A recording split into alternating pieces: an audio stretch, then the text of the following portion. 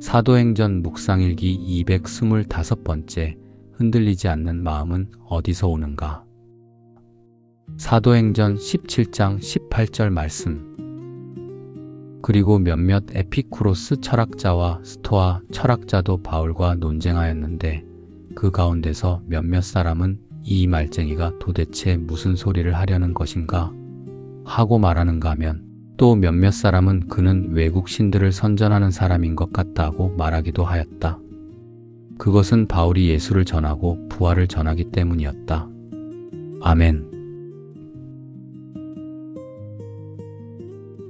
좋은 아침입니다. 새 한 주를 시작하는 월요일 아침입니다. 월요병이라는 것이 있죠. 다시 일터로 가야 하고 다시 해야 할 일들을 마주해야 하고 다시 책임의 자리로 들어가야 하기 때문입니다. 그래도 오늘을 두려움으로 시작하지 않으면 좋겠습니다. 찡그린 인상을 뒤로하고 기분 좋게 아침을 여셨으면 좋겠습니다. 주님께서 우리의 마음을 붙드시고 새로 시작하는 이 한 주에 필요한 힘과 지혜를 부어주시기를 축복합니다. 어제 우리는 바울이 아테네에서 회당을 넘어 광장으로 나간 장면을 묵상했습니다. 오늘 본문에서 바울은 그 광장에서 에피쿠로스 철학자들과 스토아 철학자들을 만납니다.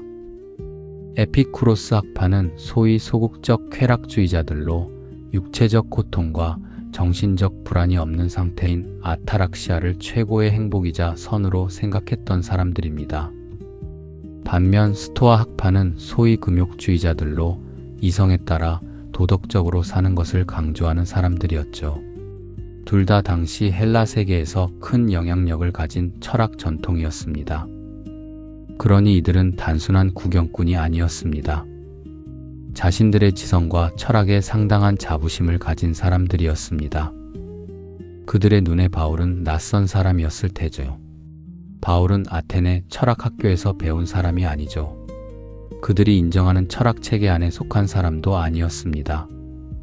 그는 예수와 부활이라는 낯선 이야기를 전했습니다. 그러니 그들은 바울을 자기들과 같은 수준의 철학자로 보지 않았을 가능성이 큽니다.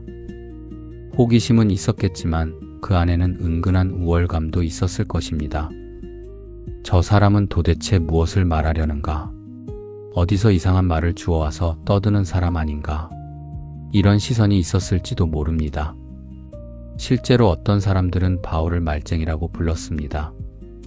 이 말은 단순히 말을 많이 하는 사람이라는 뜻이 아닙니다. 여기저기 떨어진 씨앗을 주워 먹는 새처럼 이 말 저 말 주워 듣고 아는 척하는 사람을 조롱하는 표현에 가깝습니다.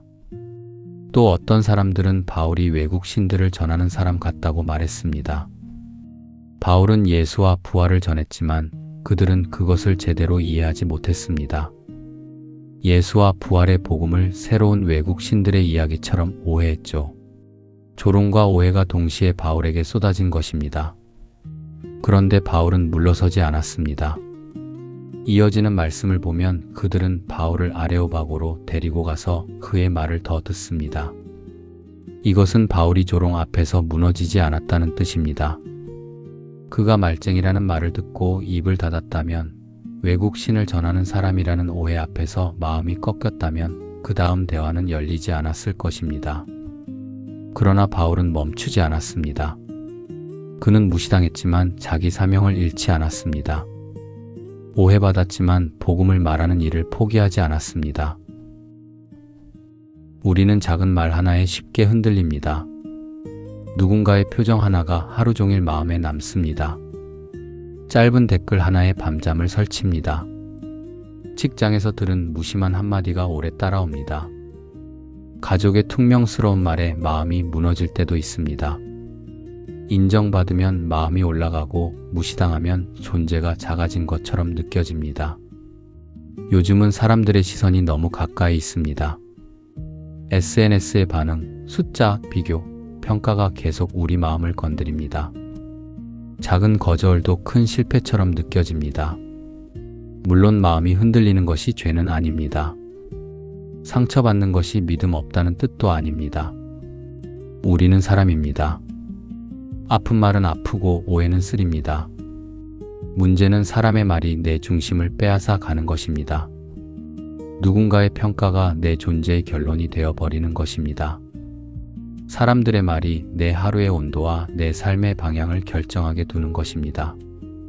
바울이 흔들리지 않았던 이유는 그가 상처받지 않는 사람이었기 때문이 아닙니다. 원래 성격이 강해서도 아닙니다. 그의 중심이 사람들의 평가에 있지 않았기 때문입니다. 사람들은 그를 말쟁이라고 불렀지만 주님은 그를 복음의 증인으로 부르셨습니다. 사람들은 그를 오해했지만 주님은 그의 중심을 아셨습니다.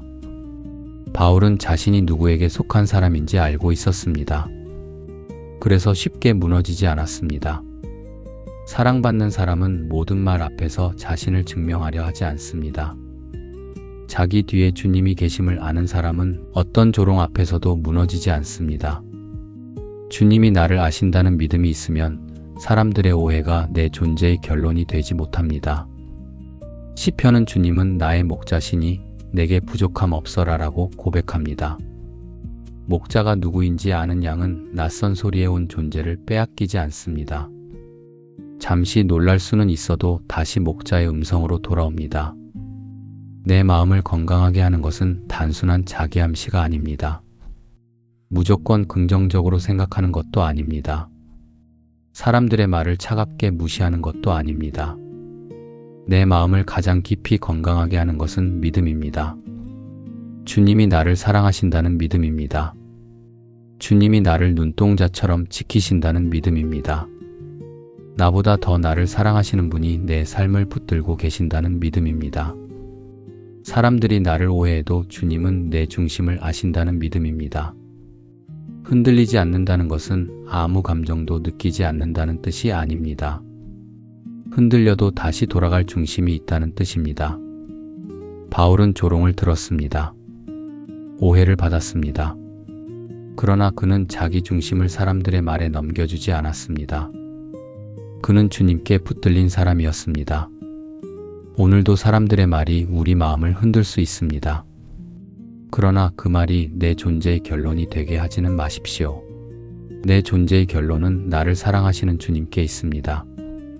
흔들리지 않는 마음은 강한 성격에서 오는 것이 아닙니다. 나를 사랑하시고 부르시고 지키시는 주님을 아는 믿음에서 옵니다. 새 한 주의 첫날 그 믿음으로 마음의 중심을 세우고 당당히 걸어가는 여러분 되시기를 축복합니다.